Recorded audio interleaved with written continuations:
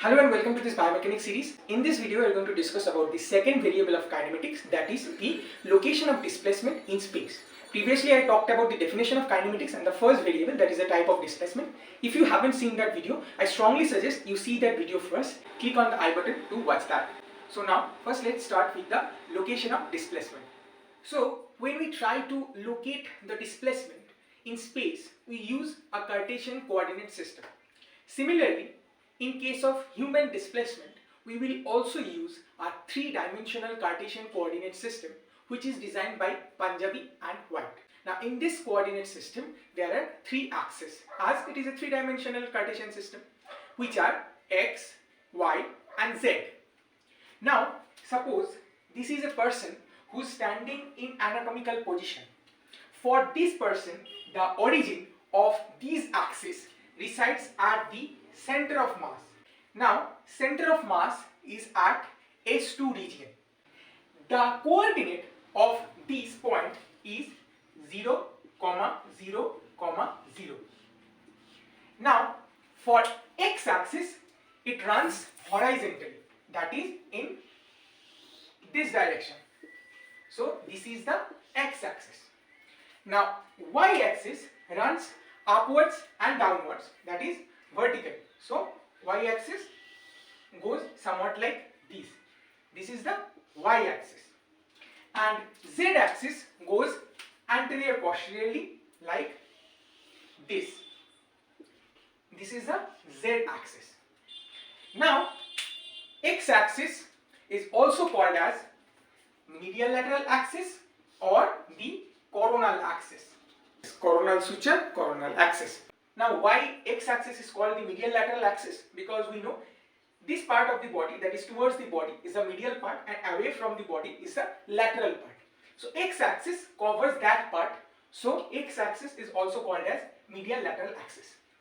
Now y-axis goes upwards and downwards, that is in a vertical direction. So y-axis is also called as vertical axis. Now we are left with z. Now I already told you, z-axis goes in which direction? Anterior posterior direction. So z-axis will be called as anterior posterior axis, right? So x-axis medial lateral or coronal axis, y-axis vertical axis, z-axis is anterior posterior axis. Now suppose I am standing in anatomical position.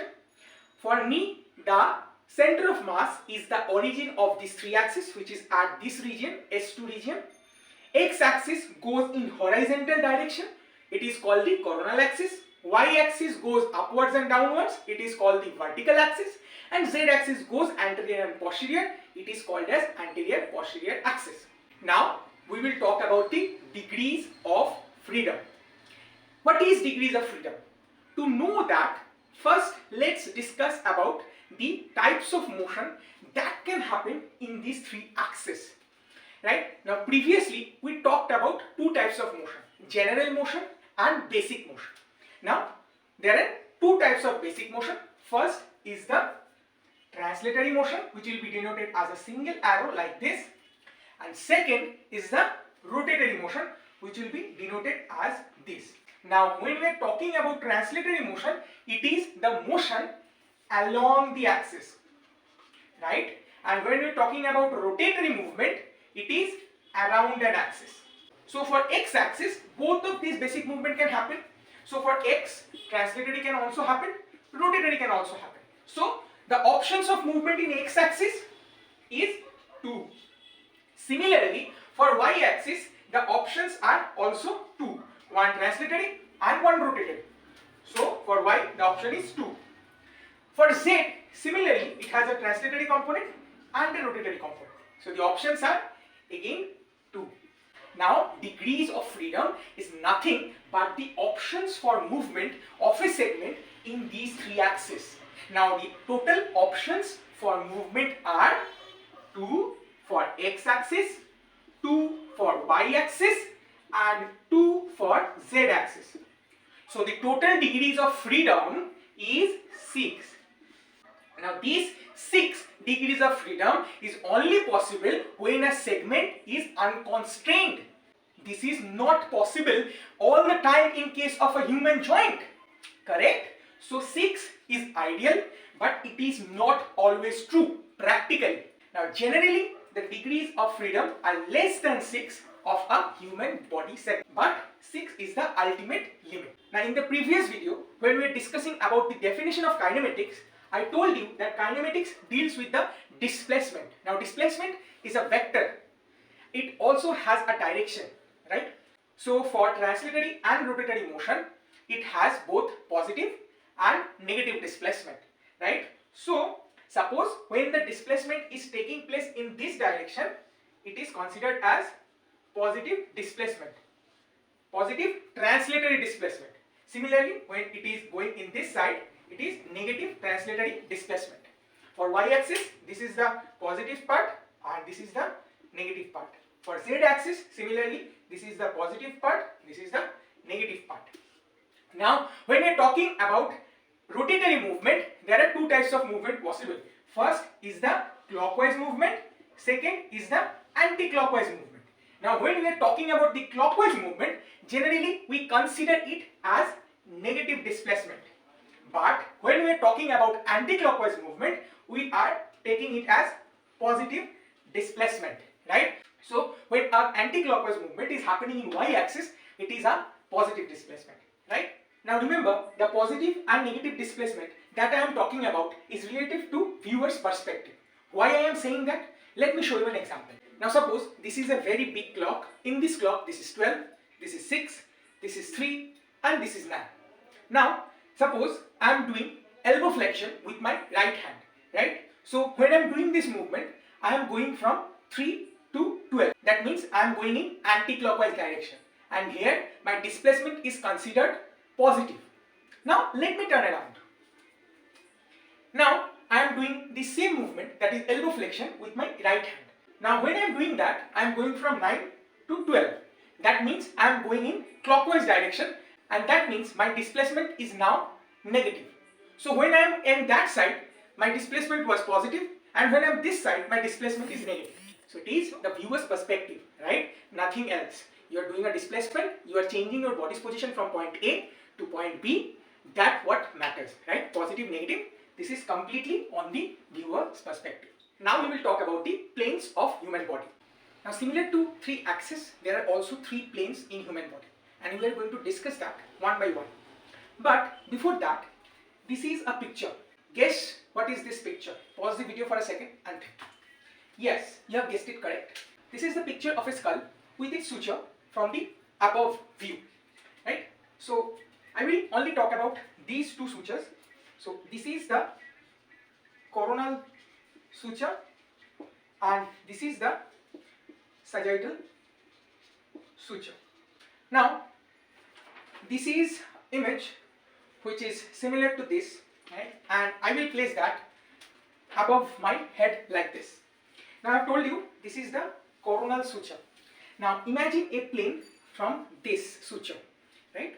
So this will be the coronal plane, and you can see the plane from the front view. So you can also call it as frontal plane, right? Now this plane divides our body in 2 parts, front and back, or you can also call it as dorsal and the ventral, right? Now imagine a plane from this sagittal suture. It will be called as sagittal plane. You can see that from the side view. So it is also called as longitudinal plane. Now this plane divides the body again in 2 halves. Now this is my right hand, so this is the right half, and this is my left hand, so this is the left half. Now the third plane is the transverse plane. Now if we cut the body like this and we see it from above, the plane we can see is the transverse plane, or we can also call it as axial plane. Now it divides the body in 2 halves. Above is the superior half, below is the inferior half, right? Now we will learn these planes with respect to the axis.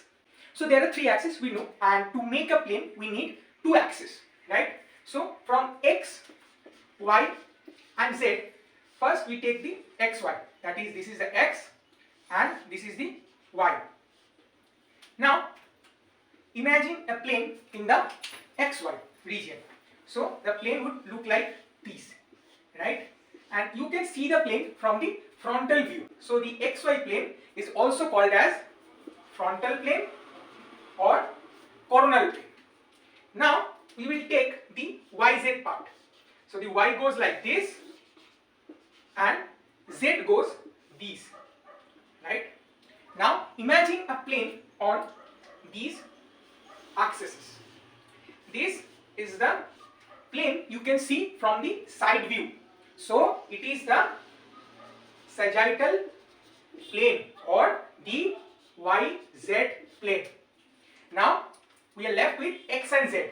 Now when we are combining the X and the Z, we are getting these plane. Now to see this plane, we have to look from above. So this is the transverse plane, right? So frontal plane is also called as XY plane, sagittal plane is also called as YZ plane, and transverse plane is also called as XZ plane. Now I think I have cleared this portion for you because a lot of MCQ can come from this part, right? So if you have any question from this, please mention that in the comment box. Okay, so if you have come to this end of the video, first of all I want to thank you for listening to me so patiently. I hope I have cleared your concept on this biomechanics topic. Still, if you have any doubts, you can reach out to me on my social media handles. Link will be given in the description box.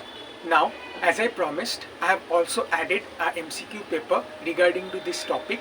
The link of the MCQ paper will also be given in the description box. It will help you to revise the topic, and also if you are preparing for your masters, solving the MCQs will help you in that preparation.